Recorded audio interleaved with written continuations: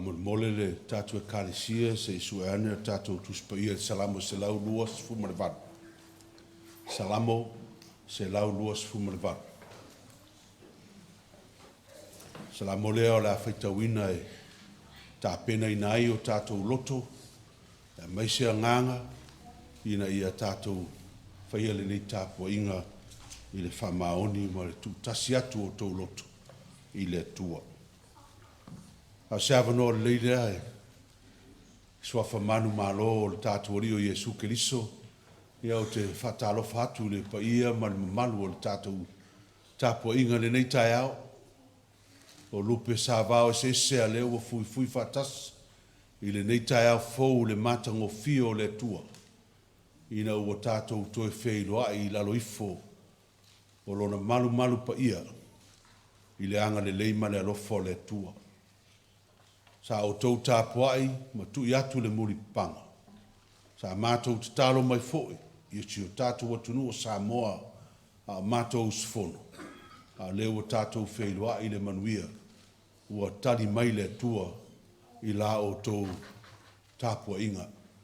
Pa malo whaftai le tāpuai. Pa malo le nofu te talo. Vi ia le tua i lo o tau soifua tāpuai.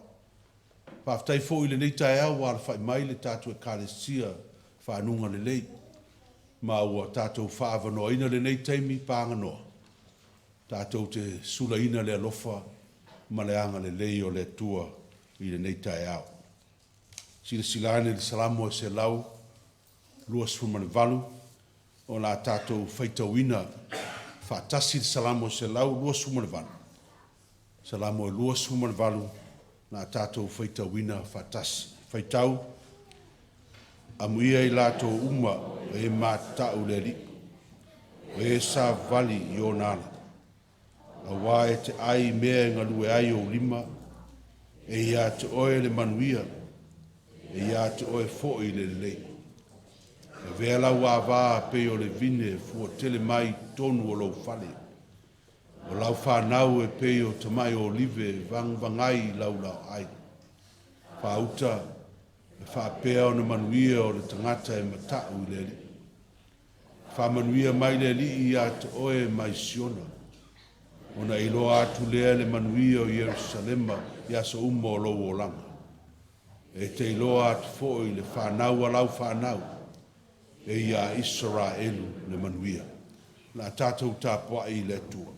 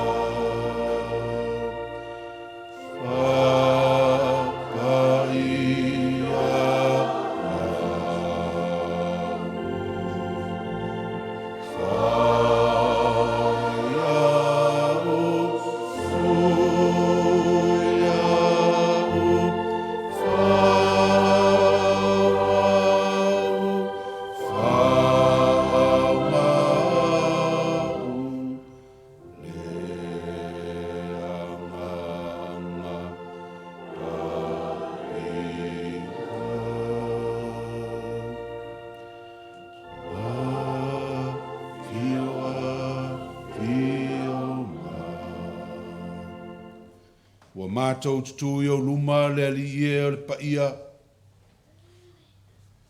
O mātou uru whale mai si ia e le taulanga o le viinga o le wha manu ma le whaftai. Ai mātou te tūtū lai lava le li e malenga tete. Ono i mātou o le whanau e uru whale mai. Ma le tele na wā o a mātou wangsala ma whale tonu. Ma mea wa se ai i mātou i o luma le li e. Ai mai se mātou te tū whatasi. Ma tāpuai whatasi mai lātou e leo ma mai o mātou loto. E leo ato toa i fo i le mafutanga. Ono whaoso songa a le fili ma le te apolo. O leo a mātou muai o atuai o luma le li e. Ia e lofa ma wha ma ngalo mai le tāpua i ngalo nu.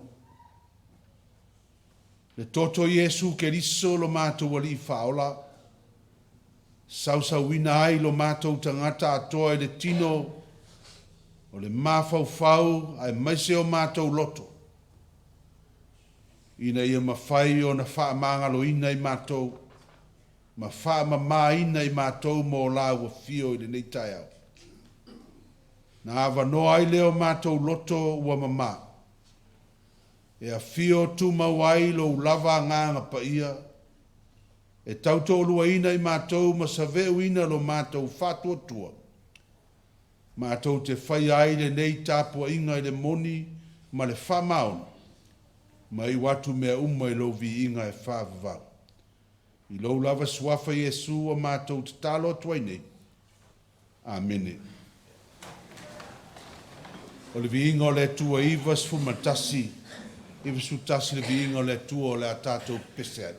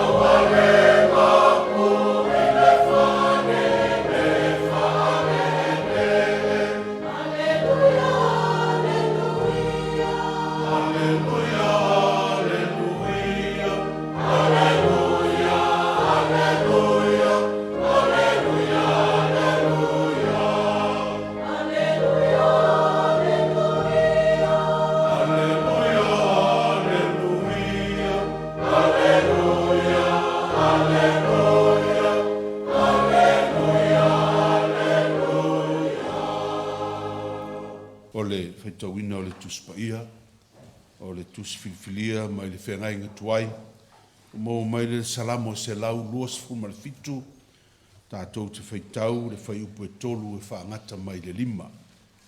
Our Old Testament reading is taken from Psalm 127 verse 3 to verse 5. We shall read from the Samoan translation. Salamo se lau luas fuma le fitu.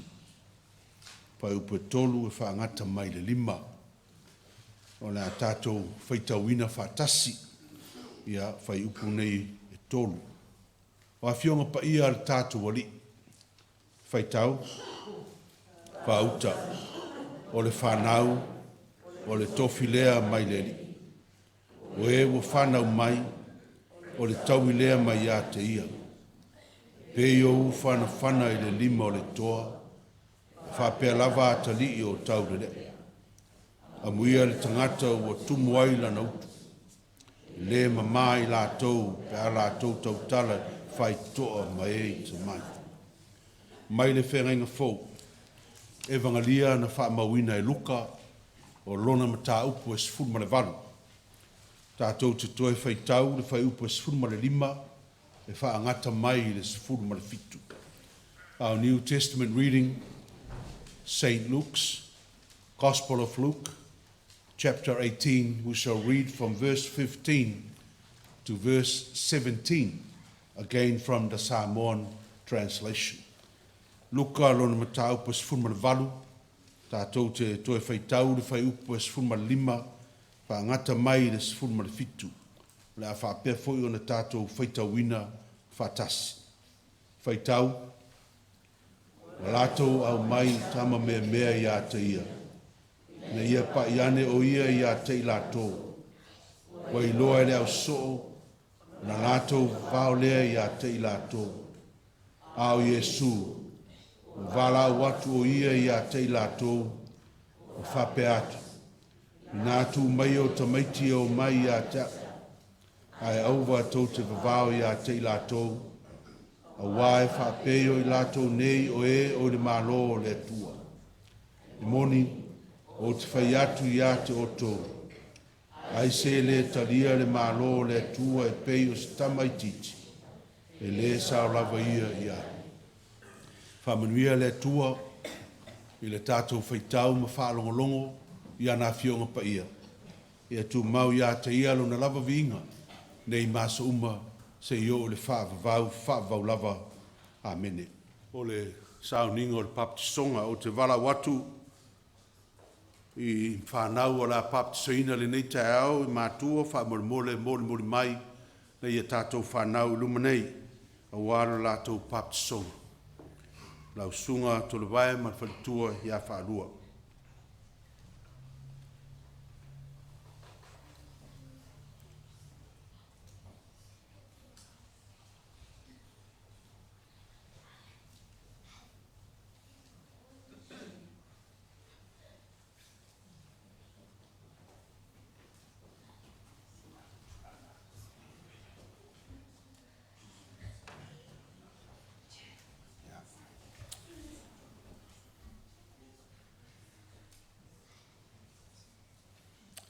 O na maliwane leo Iesu o Featuna'i atu i ate i lātou whape atu.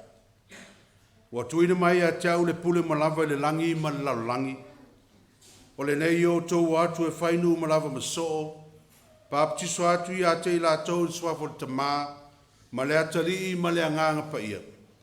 I o tau o atu i ate i lātou i tausi mea uma o whai atu ai i ate o tau. Whaauta foi o te i ate o tau i aso malava. E o lava i ngā taanga o le lalolanga. O na lātou au mai leo tamaiti i a te ia, ina ia pai o ia i a te i lātou, a ua vavao atu leo so o ie na au maia. O sila fia Iesu o na ti ngā leo lo na finangalo, o Featuna'i atu i a te i lātou. I nātu mai o tamaiti o mai i a te au, a ua le vavao i a te i lātou. A wai whapeo i lātou nei o le malo le tua. E moni o te whai atu i ate o tou, ai se le taria le malo le tua whapeo se tamaititi. E le sao lava ia i ai. O ai mwhai o ni papatisoina. Le kāresia pa ia le tua o le papatisonga le vai, i le swafo le tamama le atari ma le anganga pa ia. O le sauninga pa ia lea wa whailonga i nai, ma wha mau whailonga i nai, lo tātou so whatasi ma keriso, ma lo tātou awai wha maunianga o le whengainga fō. O le whailonga fō i o le whanau fō wina, e so tai ai lātou i tonu o le kālesia, o I lātou wa talia ma le tonu le baptisonga. O tangata tonu wa tau na maua le baptisonga, o e wa whatua tua wha maoni, a toa ai matameti wa tui na atu e o lātou mātua, I le whatua tua wha kerisiano, I na ia baptisoina. O tute o mātua. I le baptisoina o tamaiti, e au ai mātua, o nā o ina whanau, ia papua inga ma o inga le li o Yesu Keriso. Ma le whamoe moe o le a maua e whanau.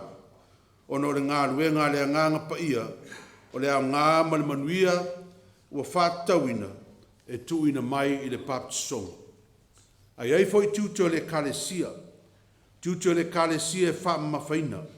O le awa o ina leo le whanau le whatua tua.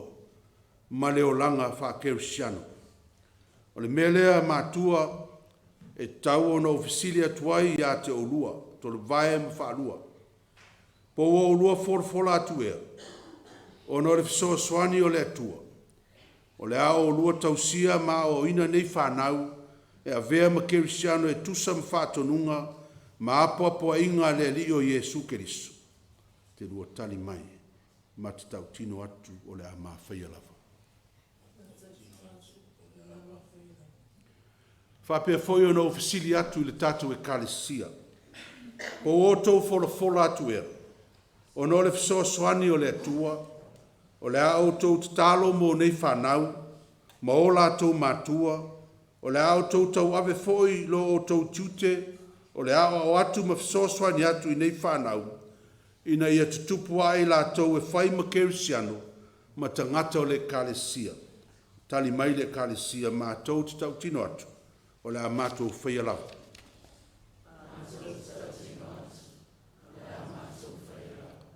La tātou te talo.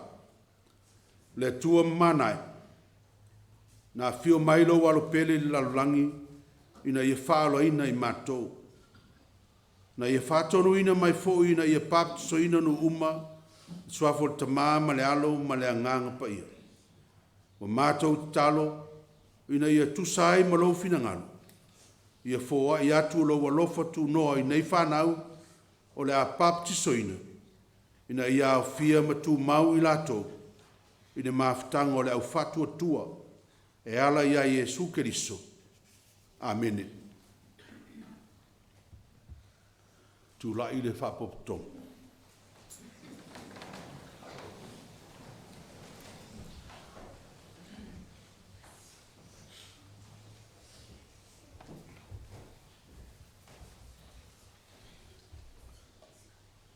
Whaftai, Jordan, tolu vai whaupopo. O baptiso atu I ate oe le swafo le tamā, le alo, ma le nganga pa ia. Amen. Whamanui atu le li I ate oe, ma tausi I ate oe. Whapuloina atu le li ona fonga I lunga I ate oe, ma anga le lei I ate oe. Ia le lingi atu le li ona manuia I ate oe, ma vatu I ate oe lona file mu. Amen.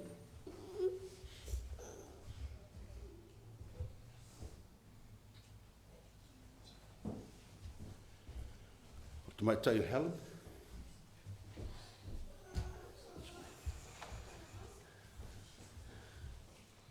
Helen, Joanne, to the vai whaupopo. Baptiso atu I ate oe le swafo le tamā, o le alo, ma le nganga pa ia. Amen. Whamanui atu le li I ate oe, tausi I ate oe. Whapule na atu le li ona fonga I lunga I ate oe, ma anga le lei I ate oe. Ia le lingi atu le li I ate oe lona manuia, ma vatu I ate oe lona file mu. Amen.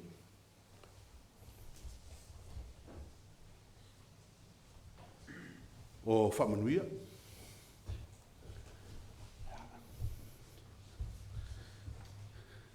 Whamanuia Jack Jr. to le vai whaupopo. Baptiso atu I ate oe le swafo tamā, o le alo, ma le anganga pa ia. Amen. Whamanui atu le li I ate oe ma tausi I ate oe. Whapurina atu le li ona fonga I ate oe, ma anga le lei I ate oe. Ia le lingi atu foi le li I ate oe ona lava manuia, ma vatu I ate oe lona file mu. Amen.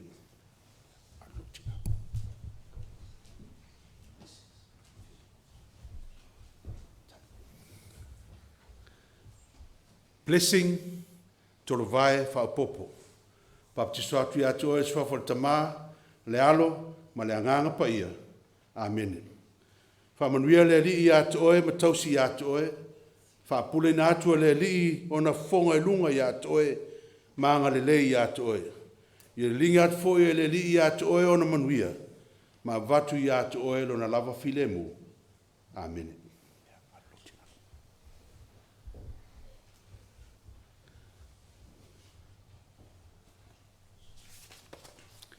Lau soe, wo tau whai mamoli mau, wo talia nei whanau le swafo le tātu wali o Jesu Keriso, i le whaapoto tonga o lana lafu mamoe.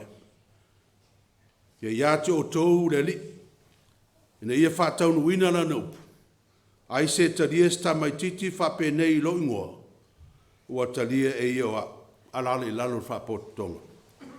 Ala tātou titana. Le tua pa iai, whaaftai le nei sauninga wa whaatuina e Keriso, wa whaalia ilo na alofa tūnoa i on tangata ai maisia mātou whanau. Wa mātou tuina atua mātou whanau baptisoina le nei asu. Ina ia lawe ina i lātou e lo wanganga pa ia, ina ia tupua i lātou le māna malamo Keriso, maulu atua i le mālo le tua e whaavavau.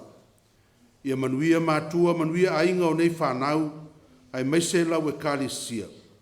Ia tulilo ina i mātou uma ia mātou forfolanga i o luma le nei aso. Ia whapena na mātou tū maupea i lo mātou whalawina se i o atu le ungo le nei o langa. Ia tū mau ia i mātou lo walofa tū noa lo file mū ma lo manuia. Ia e whātū mawina o tangata uma le nei ola. Ma le ola atari se i o le whaavavau lava. Amene. La tātou pese le pese tōu se lau, tōu sfuma tōnu.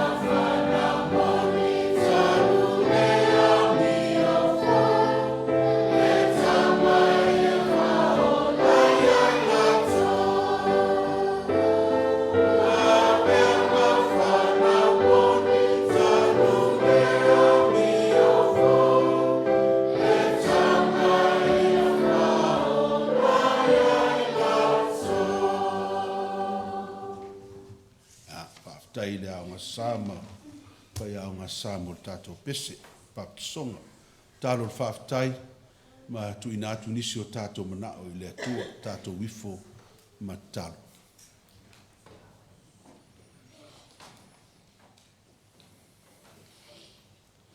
Le atua tau tasi pa ia. Le atua le tamā le alo, ma le anganga pa ia. E tolu lava o pensona, a e tasi lava la ua fio. O la ua fio o le atua e siri ese, I le aise isi atua e tusa ma oe. O lau mata I sau, o lau atamai, o lau poto, o lau upu, na e whaia ai le fuafuanga I le amatanga. Tau alunga lea ina ua e whaia le tangata I lau whatusa. Ina ia o rua mafuta pea ma le tangata. E o I le whaavavau.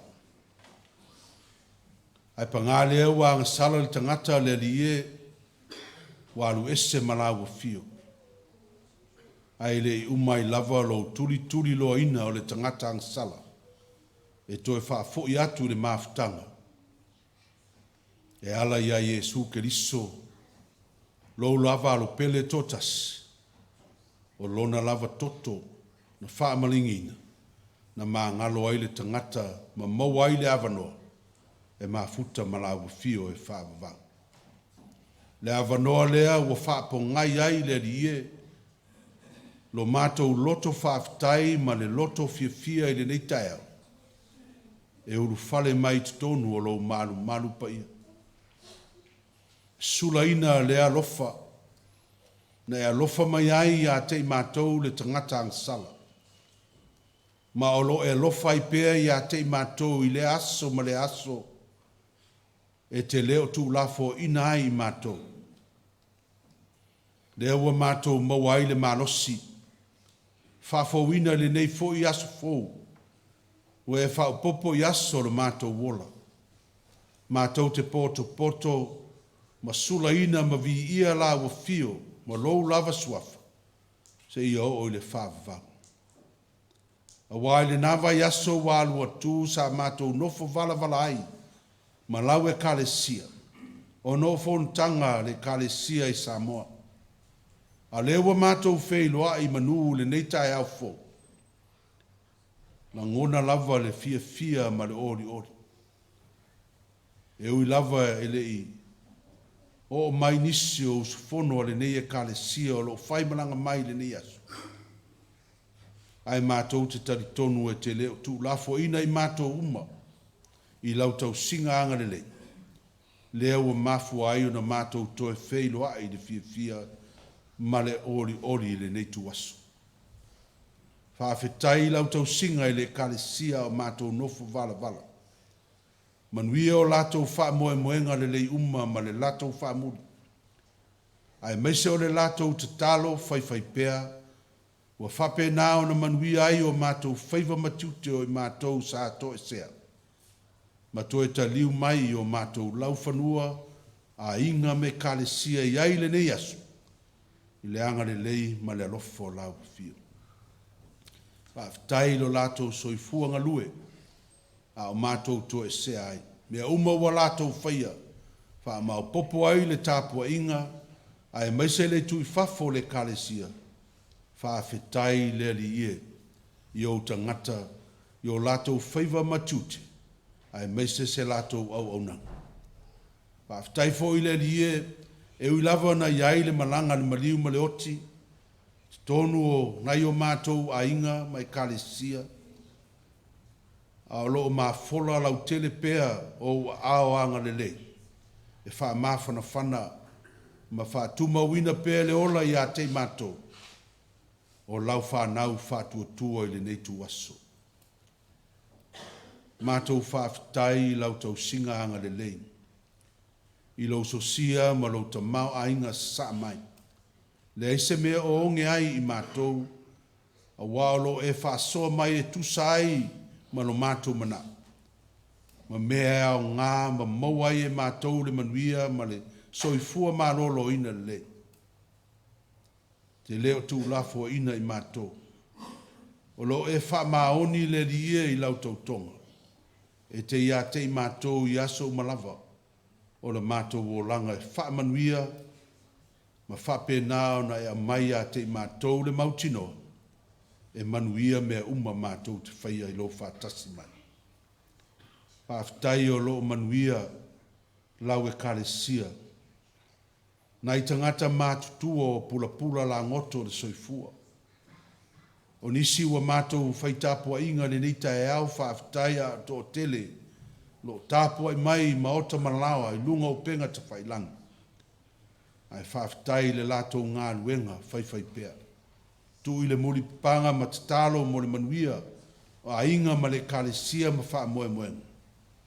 A o loo iai lau wha malo longa pa ia ma lau tau singa anga le lei ai mese lau wha ma whanwhananga. Le li e ua mātou te talo. Whaafetai I lou lava alofa tu noa. Ta leni maanga waa. Ua e fōai le nei e kālesia e meise a inga lotu taitasi. E whaatino I nā ilo mātou vala wina ma o mātou wha moe moenga le lei. Whaafetai le li e ua iaina I a mātou whanau I a lātou whaingatu wanga mai a o onga. O mawai le hawa noa e malo lo ai lātou ia e mese fo I ua whea ngai ma wha moe moenga o le lotu tamaiti. Whaafetai le tausinga mātua I a te I lātou. Mai se lo lātou fia e au ai mai sa ili I lau fio ale le a onga sa. Ai mai se tau ma whainga a le a onga sa mo le lotu tamaiti. Whaafetai I a te I lātou le lo lātou teimi wa ofo ina e a o ina fo I a mātou whanau. E ala I le ngā luenga whaafai a onga sa. O nei mea le li e ma vaenga ese o lo tautua ina lau e kālesia ma lau tapua inga.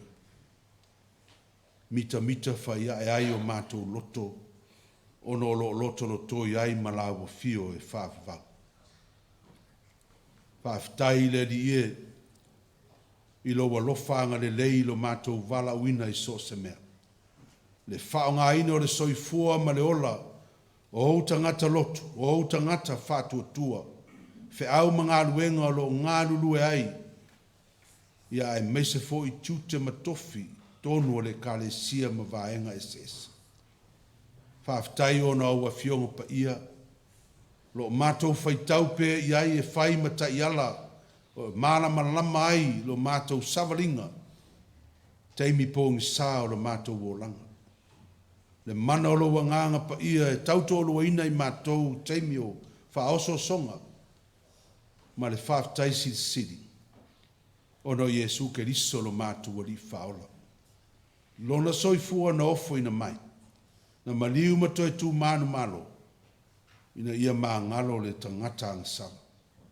Ma maua e mātou le avanoa e toi tū whatasi ai maia, I le ola e whaavavau, e ala le whātua tua ma le salamo whamauna. Tu mau la wa fio le viinga, nei maso uma se I o le ngata. Wa mātou te talo mo au whamanuianga ta mai le nei tai au. Sila alofa mai le tāpua inga alo nu. Ie wa mātu tua se I o lava stasi wa ititi o le nei maftang. Le lie, whamanuia mai. Whanau nau atu o mātou loto I le whatua tua. Mo au whamanuianga I le tino o le mawhau o le loto o le anganga. Ina ia manuia fo I le nei vai aso le mātou savalinga. Fe au mga aluenga ua vala uina I ai le soifua maleola. Ai meise le whatua inga tausi. O nai whanau I a lātou tuang. Talo le li awani e tu lafo ina I mātou. Ia I le malosi o la ua fio I o mātou tangata. Le whauta uta ma le whatua tua. Ma whaamanuia la ua fio. Mea uma mātou te whai. Fo ai lo sosia ma lo ta mao aingo le tino. O le mawhau o le anganga. Whaatino ina ai o mātou tofi mo mātou tute. Whaataunu ina ai o mātou wha moe moenga le uma. Ua whaatatitia le a ngai atu I luma. Ia iai lo walofa ma lo wanga le. Wha malo si au mai a te mātou. Teimi mātou te langona ai le vai vai. Whaaloto tele ia te mātou I teimi, mātou te langona ai le loto vai vai, ma le pala ai. Ia mai ia te mātou le rie le fia ma le oli o mātou loto. Teimi mātou te langona ai le whanonoa. Wha mawhanawhanaina I mātou I mea uma. Ai ia maua I mātou le anganga le fia ma le oli. Soifua tautua ma le soifua au auna. Ia lofa le rie whapa I o mātou tangata. Whao ngā ina I ailo mātou wola. Mātou te talo mo nisi o le kalesia. Sa mātou usfono o lo whaimalanga mai. I le nei aso. Pālao ala uma I lungo le ea. Lungo le lau ele ma le sami. Mātou feilo a I le manuia. I le alofa ma le anga le leo lau fio. Ai pangalea le di ie. Wala ngona lava le leo I rama le tangia rasela ono o whanau o to esea. Mātou le feilo a iai ma lau au ona ia lio no tala whanoa noa. Wa mia le tamao le ainga e la ua fio ma wha mana vaina ana ngā luenga.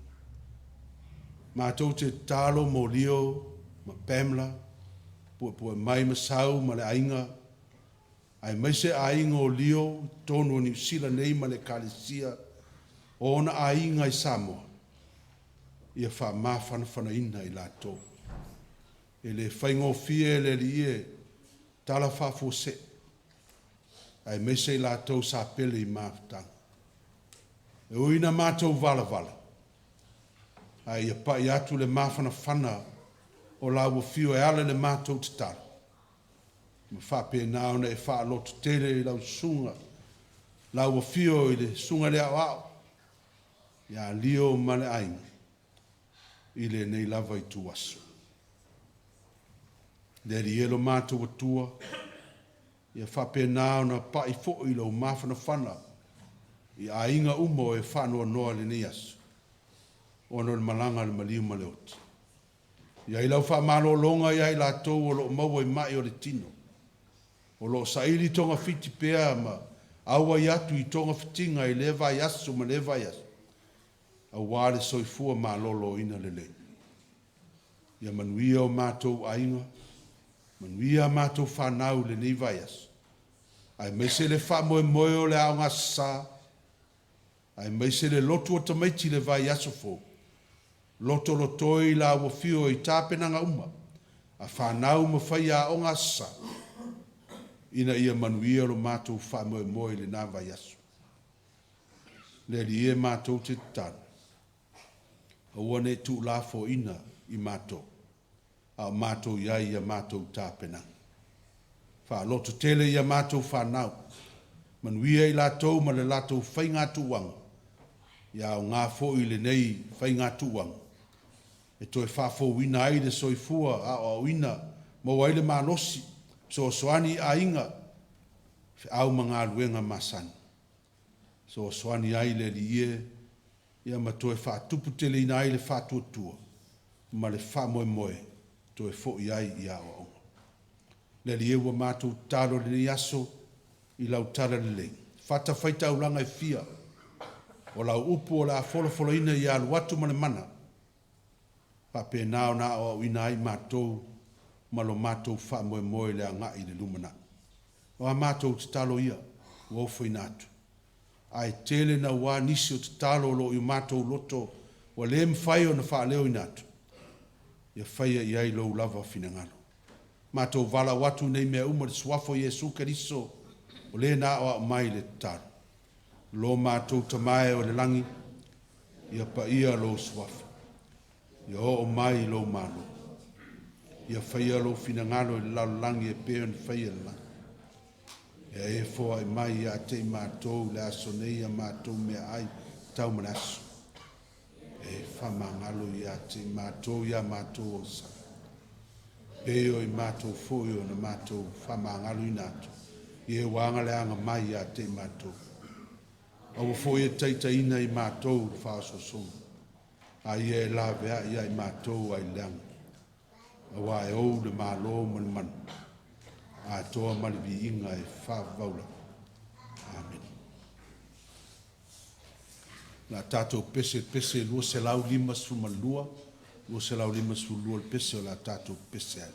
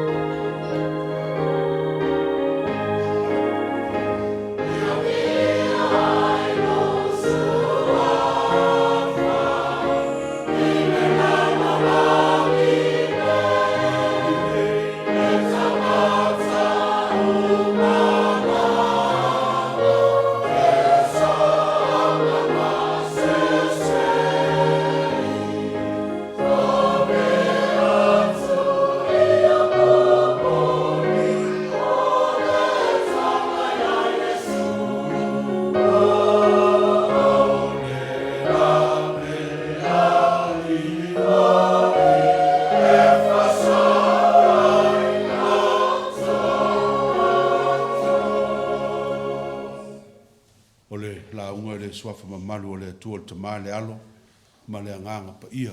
Amene. O fia whangaina se vaenga o le salamo e se lau losu fitu lon tau pa tolu. Ha pea luka lon tau pa survalu at whai pa suma leono whai matua. Wha pea. Wha auta o le whanau o le tofi lea mai le li. A wae wha peo I lato nei. O e o le malo le tua. Children are indeed a heritage from the Lord, for it is to such as these that the kingdom of God belongs. Whaauta o le whanau o le tofi lea mai le alii, a wai whapeo I lato nei, o e o le malo le tua. O le vai aso le nei, e a mata o na talo si ai e le whakasā, whanau mo le latou whamoe moe o le lotu tamai. Ai whanua noa le loto o le manatu au tu o le nei aso sa, ma le nei vai aso ato o le tusi whaitau aso o le tatu e kalesia. I le lawe ane o le whamoe moe o le whanau, i manatu au tu o le nei aso ma le nei vai aso atoa. Ma fuanga le wo whatau o ina ele manatu au tu o le tusi whaitau o le au tau mwhai o le nei aso sa ma le nei vai aso whai mai. O whanau o mea alofa mai le tua. Children are gifts from God. O le upu mea alofa po le gift. Ia, mo tatou masani ai. Awai, mo wa tatou mea alofa i as whanau. Mo wa mea alofa o whai poiponga la skisimas. Tele a mafuanga i mo wai mea alofa. Ma o le mea alofa, whaawinga ina le tō tele. Pai mai lato, o le winga na o le upu le tā ua le salamo se lau losu mo fitu o le heritage. Ai pe tai o lo manino lava i le mau o le fai salamo, i le mta upu le se lau losu fitu. O le ufa peretania heritage, o lo fa sa mo ina o le tofi. Ai le o se mea alofa. Ai sea, ono le mea alofa, na wo to si le fi e pule ai lava le tangata. Mo o lola o mea alofa pule oe. Pe fa le angaina, pe tiai, ia, pe nana, o la ala o me fai le mea alofa e pule oe, pe fo ai foi ma sista mai titi. Pule lava oe i le mea alofa. Ai pe tai, o le upu le tofi, e lua lava upu e peru o lo whaongaina. A lo wha samoina le tātou tuspaia o le tofi. O le upu mua o le Yerusha. O le upu larea. E lata lo no winga le upu mea alofa po le gift. O le upu lea Yerusha wha e peru. E ave I mea tō tino al tangata e tuu wha solo I ai la tau o lo muli mai. Le wha peritania ina o le inheritance. Le upula lea, po se mea alofa e tu atu. Ina pule leo tangata, pe wha au pe tiai, ia pe wha muta fo I e le to e wha awawina. O le upulona lua, e peru, wa wha liwina ai le upulea, wha liwina le upsamo le tofi. O le upulea o le morasha, morasha. O lono winga, o le heritage. E ese mai le upulea o le inheritance. Mai lua lava tofi o Israel. E wha te tau iai le upulea. Morasha. Lua tofi o Israel. O le tofi mua. E wha te tau le lau ele. Na foa ina e le atua mo Israel e whai mo le tofi. O kanana lea. Pe ona mo le maul tusi o teuto nome whai mai. O le nuu lea e te ai me ai ma le leonge lava. E te le mativa ai se me tasi. A e ai ma ona ai e wha manu watu I le li lo watua. Ono le nuu le lei wa watu ai a te o e whai mo tofi. O le tofi lo na lua e wha o ngā ile upu lea morasha. O le Torah po o tula fono le atua le na tu ia muse. Tula fono sifu. Mo mautusi o te nome wha mai na tuina mai e mose le tu la fono ia te tato o le tofi lea mo le whaapoto tonga o Israel. O tofi au pito sili o na tāua I so se iutaia. O isi tofi uma e whaingoina o le Yerusha po o le mea alofa. Ai paua I o tofi. E ava I ai le upu lea o le morasha. Na tofi o le lau ele. Ma tu la fono le tua. Ai sea. Le anga o tofi e sili o na tāua whai mai le Israel. It's a heirloom to be passed on to the next generation. O lono winga ele se mea oe. A o le mea wha au mai lea ngā tupulanga I lea ngā tupulanga. Tō whinga I o le lau ele ma fionga le tua po tu la fono le tua. A le upu fo lea morasha. Le ufali wina o le tofi. O le si ona winga o le pese, song. Ma e manatu waile yu te ia so se ta ngata lava. E whātau wa ina lona lau ele matu la fono le tua. Whai mai e whai ma pese i lona o langa me ia. E pese ai ia so uma. Aua nei ngalo. E lau ele o lona tofi. Ma fionga le tua le tu la fono o lona tofi lea. E le ngata i lea. O le upu fo lea o le morasha po le tofi.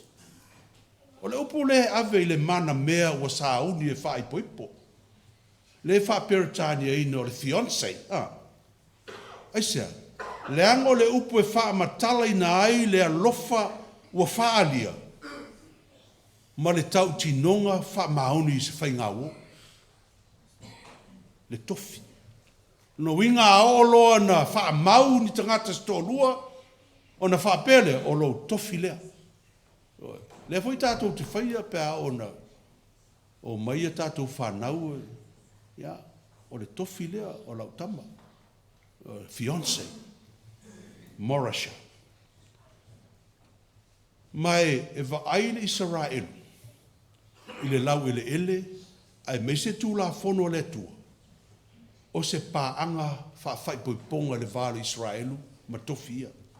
It's an eternal marriage. Le vāle Israelu, ma le lau ele ele. Ai meise a fionga pa ia le tua ala le tū la fono. No winga e le ma whai o nālu esei le Israel. A winga umanei o le tofi, le whaamatalaina le upu lea Morasha. Le alai whaamatala i le winga o le tofi le tala noa i aid whai salamo. Hai mai whaauta o le whanau o le tofi mai le li. Lona winga, o whanau o fōa ina le tua, ia tausi ma le alofa, tausi ma le whamaunu, le anga o mea umai e tu wha solo, mai lea unga tupulanga, lea unga tupulanga. Ia whai ma pese maalia i maatua, le tau singo a lātou whanau, o whaamanu ianga, mai le tua mo ainga ma mātua. Nona winga awane a vea whanau ma mea alofa. E leo ni mea alofa tātou whanau, e pule ai mātua a tia i atua i tu la foai, ave ma sestangata, ia pele ano fo iai. E lese mea alofa. You can do anything you want to it. A o le tofi. O le tofi, o le Morasha mai le tua. E alofa ma tausi wha maoni ai. Mo le tua. O le Yerusha ma le mea alofa po le kif. Pule oe. Lalau me whai ai. A le Morasha po le tofi a le tua. Tuina mai ai tatou. O le mea nā le tua. You just can't ignore it. Na mai e te tausi ai. Ina e whape nān whawawina mo le tua whanau ma isi au ngā tupulanga e mulu mai. E lai whai mai le whai salamu. Amu ia le tangata e tumu ai lana utu. Amu ia le tangata e tō tele lana whanau teimi nā Israelu. Aisea, langa e whaamo e moa i ai a inga i whanau. Pe ia tātou Samoa. O le ainga i tō tele whanau wha mo le ainga manuia. A le tautala lava salamo le sa tātou whaitauna. Whai mai e le mā le tangata e tautala le whaitutoa. Ma isi i ta mā i le whaitutoa o le pāo Yerusalema. Wa le whaitutoa le malama lotaia wha a poto i ai i ta mā umo le nu. E wha a so ai ma tā upo le nu whai manatu i ai po a mere le iel nu. O le tangata e pito siri na leo tele i whai toa lea. Le tangata e tō tele lan whanau. Aisea, le anga a o na whai tonu, o le iai mea e tua iai. Le anga le whai tonu ma le tangata e lesan whanau, o ai lai tua iai. Me nai mita i tangata le whai mai. A muia le tangata e tumu ai lan autu. Tō tele lan whanau isa, po o a mea fia whai e nu, a le ila whanau e whai. O a u tonu whai atu, le ila whanau e mai whai. O le malosi, o le tamau a inga, o le whaataunu uinga, o mea uma le lei ai le numai. Le i whanau. Mea nana lain fōa i mai e whai matofi. A umat fōi mātua, tū lai mai whanau, whai mātua, wha au au pēa ia lātou fo whanau. E le fefe le tangata e tō tele lan whanau se mea. Le whai mai pe o le toa e tumula na utu iu whana. E le fefe. Ia fefe o tō tele whanau mai pui pui. Ta ua nā whanau mo Israelu mai utai ai nāso.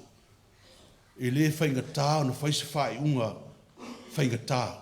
Whaingofia wā e me tua iai. Nono ingo whanau. Yaso ia. O le tosia ma le tamao a inga o le malos. Mo a inga ai maise le nu. Ma o le wha moe maua fo ile sa ia Yesu. Ina ua vavao e ona so o tamaiti. Aua ne i o mai a Yesu e wha mai Yesu. Tu mai o tamaiti o mai a tea. Ai aua tau te vavao ia te lato. A wae wha peo i lato nei.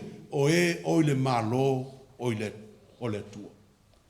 Tau tia. Leo toi wha manatu Yesu ia Israel. Le tofi lea. O whanau o le tofi mai le tua. Le ia le vau ia. E ala no mai a Yesu wa e loe whanau. O le mele tauna mato oi. A wa whanau o le tofi tu mai. E tau se tatou mo le tua. O whanau na tu mai tatou te wha sino i whanau le tua. Le lau atu whanau ia Yesu. Ia e vavao e leo so. Wa Yesu aua.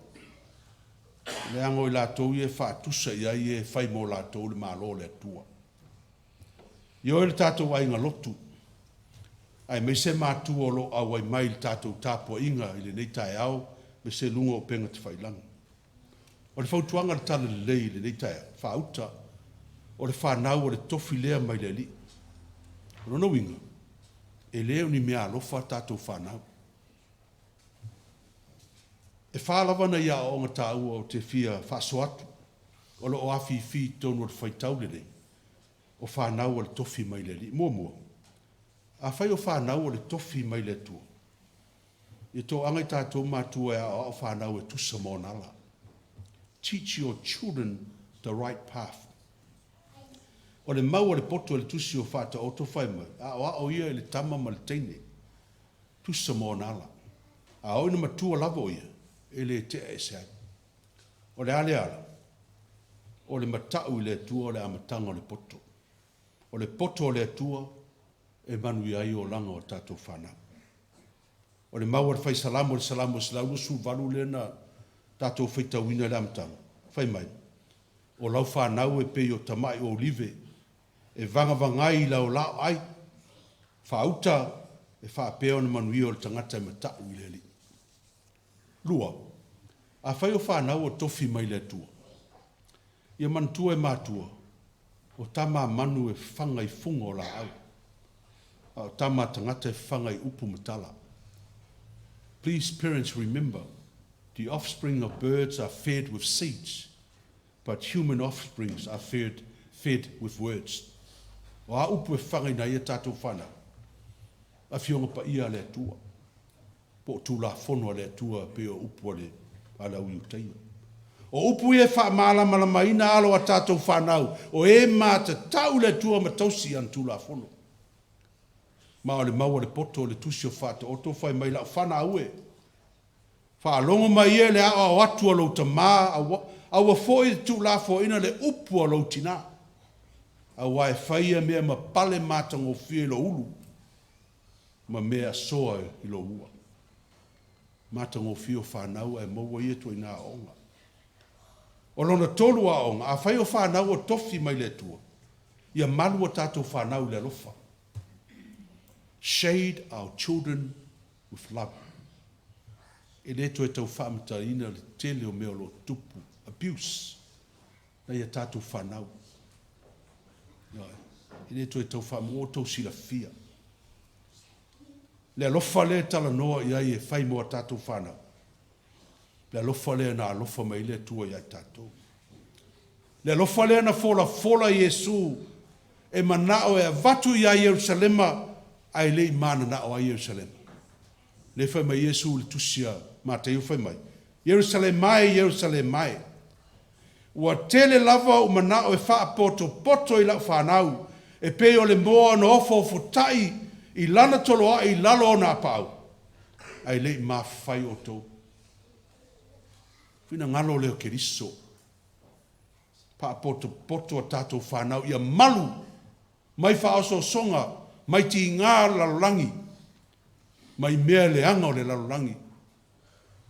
Ai o whata mala le tele o mātua. Le mwhaion wha. Mao popo mai nei whanau se i. Wha popo mai lalo apa au o mātua. Ina i saunga le mula lato soifua. Whata mala. Wha moe leo le tala le lei mātua. Nei tai au. Ia wha pēa le alofa e whatino ina e mātua. Ia malu a tātou whanau ia i tātou. Ora solo mua ia i tātou le malu a whanau. Ia malona whaoa o onga. A whai o whanau o tofi mai le tua. Ia o whanau ia la toilo. O le tua pau lea o le latou whaasino mang. Teach our children that God is their only point of reference. Pau lea o le latou whaasino mang. Tātou masani upo tangata maron whaasino mang. Tātou mawhauwhaua lea o ingafa. Ma so o ta ingo a inga. Ma le mea ola i whael tangata lono. Ai ngalo ai ai tātou. E iei ma le tua. E le tātou whaasino manga. Pau leo le whaasino manga o whanau. Nono winga. O le tua e mua au muri au e leo si o mia e wha malosi au ia tātou whanau. So se mea e iei. E alana manuia whapena whanau pe awhi e loe whanau. Lo lato whaasino manga o le tua. E mai whai salamo i le salamo e sfu valu o le whai upo tosfu. O le tua e sao lava lo nala. O ia lava o le tali tāmo i lato uma o e whatua tua i a te ia. A le maua mate o i o tau vava ai manu whene nei. La tau te le lulu saito pe sele pe whaputu whare saito. Ai whanga ina i lato e lo lato ta maa i le lang. E le siri ea lo o tau le lei. I lo lato. Tau whailtara lei e whaamanatu mai ai tātou. Sometime when we seek wealth, halu le tātou malosi sa ili le oa mal tamau ai, ai ngalo ai tātou whanau le oa silia le tua. O le tātou tofi o fōina mai, ngalo ai lātou. A le whai mai le upo mate, e le sili e tātou, i lo tātou tamai langi lo, isi mea ie, tausia le tua. Mea tātou te mafau fau iai. Pa senga i o tātou teimi, ia maus teimi mo tātou whanau. Le takalamet pa ia lea, ai whamantunga. O lea lofa lea o lea tua, le eise tua oi, unconditional love. O le tātou wali o Iesu Keriso, na whaatino e lunga le sātauro, na maliu, o le tūnga mau, ai toi tū manu malo. Whaailoa mai, e manu malo lea lofa o lea tua i mea uma. Lea lofa lea o le ofo ina atu o olo mātua. Leo matausi ma lofa wha maoni i whanau. Ia laua lunga mea uma, laua lunga lea lofa lea, mea uma tātou te whaia m whanau. Au tātou whātāua ina tātou whanau, i le nei vai aso. Ma tātou wanga i atu i le lotu tamai. Tātou tā pena, ma nofo sauni. Au ai whangangana ina le tua tātou whanau. Whangana ina le tua tātou whanau. Ti o tātou whaalongo i le tala le lei e au wai mai tofi ma whaamanuianga le tua o whawai mo tātou. Ia aua lava ne eise matua e nofo masal salo pe nofo pongi sā i le whaamoe le tua mo whanau. Wa ua whetalai le tua whaauta. O le whanau o le tofi lea o fua ina mo oto. A wai whaapei lato nei, e o he o le malo le tua. Tausi le lei whanau, maua le fia i whanau, ia manuia tātou whanau. Tātou pese tō se lau, iwas fu. o le au ina ai ma le tātou fua. Tō se lau iwa sfulu pese au ina ai ma le tātou fua.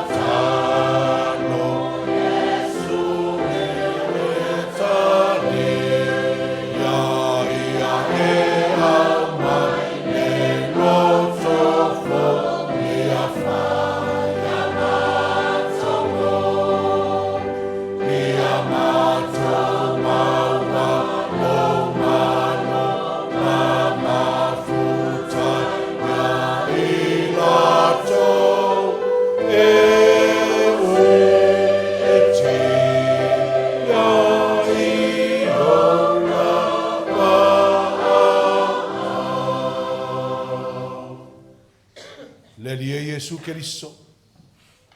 A mātou saune vangaia lau la ai pa ia, pa manatu mai ai lo maliu ma lo toi tu manu manu. Mātou langona i leo le whatau wa. I le taulanga sisiri ese, ue e tāpena ina mo le mātou whaolta. Le mwhai o na mātou whaa luaina. Tau se mei lo ngai lo mātou lotu whaafitai. Mātou toi ofo i nā tuai nei tupe. Patasi mo mātou tangata e uiso mātou whataua. Ai e whao ngaina mo au whi au mau ngānue. Talia mai le fōa i alau whanau. Ma e whaapa i aina. Patasi mau whaamanuianga i a te mātou umala. Ono lo lava swafa Yesu. Amen.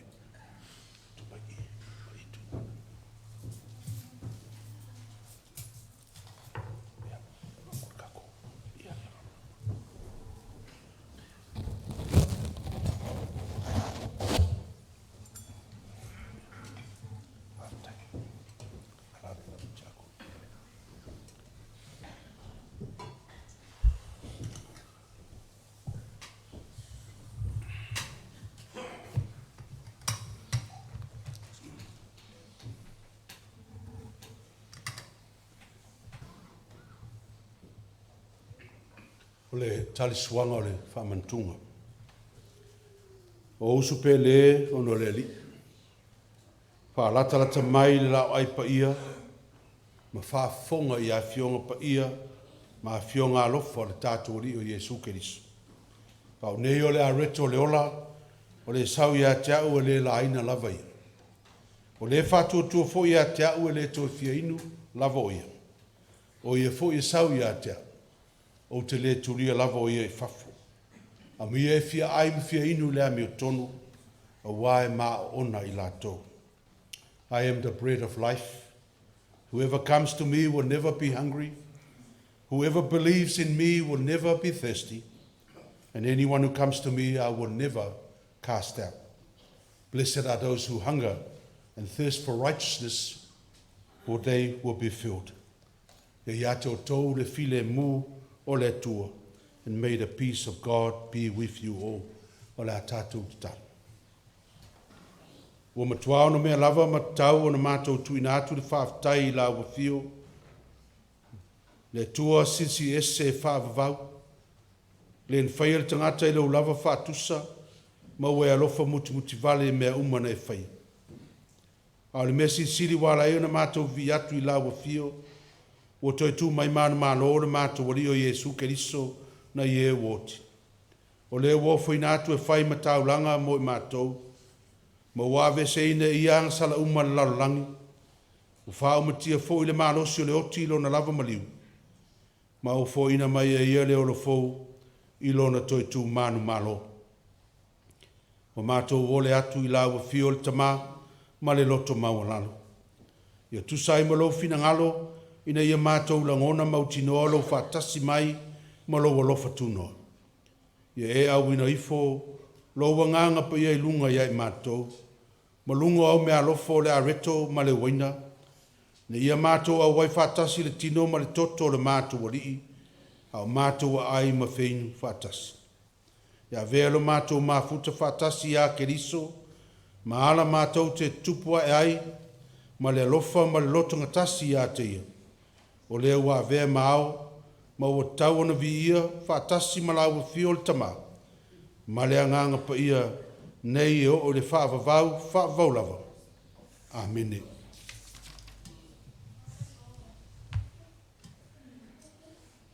O le lava po na whaalate na ai lo tātou wari o Jesu Keriso.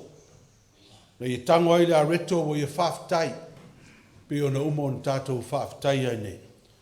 Na ia tofi ai lea, ma o whape atu, i nā tango ia i nā ai, o lo tino le nei o tofi masui o tō, i o tō whaira nei mea ma whaamantunga i ata. O whape fo i na ua umo na lātua ai, na ia si tia leo le ipu i o lātua ruma o whape atu. O le ipu le nei o le whenga inga fau lea i lo toto, whaamalingi ina mo le whaamangalo ina o angsala, i o tō whaira nei mea ma whaamantunga i ata. Ma la whape na fui on tātou whaia, pe on whātonu ina i tātou o le tātou wali, tū lai tākona.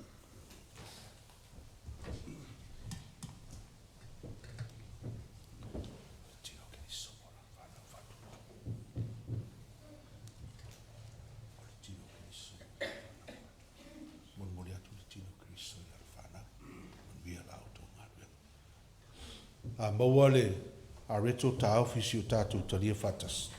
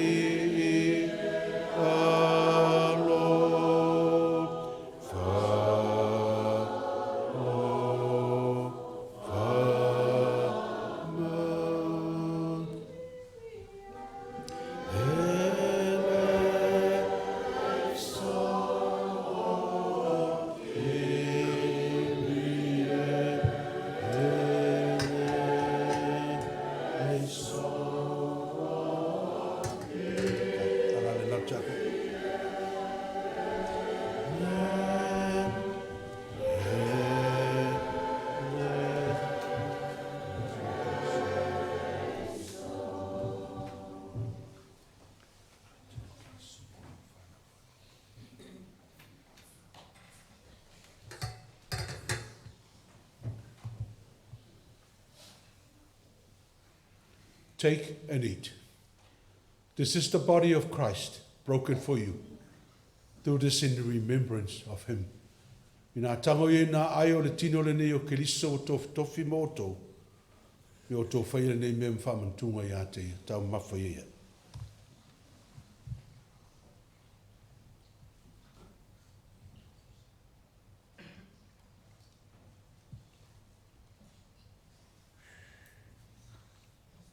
Chula chakon.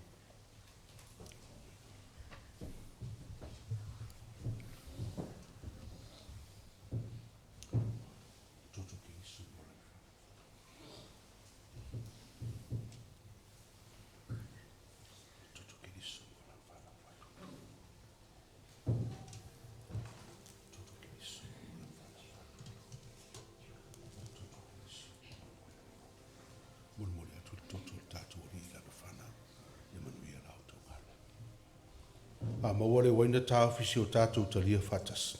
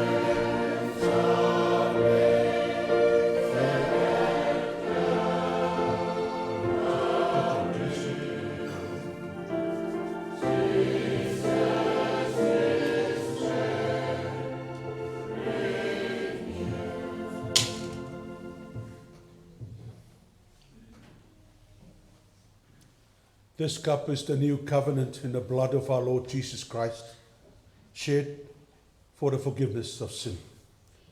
O le ipule nei o le whenga inga whaule o le toto o le tātou wari o Iesu Kaliso, whamalingina mo le whamangaloina o angsau. I o tō whaile nei mea whamantunga ia te ia, whainuia ia.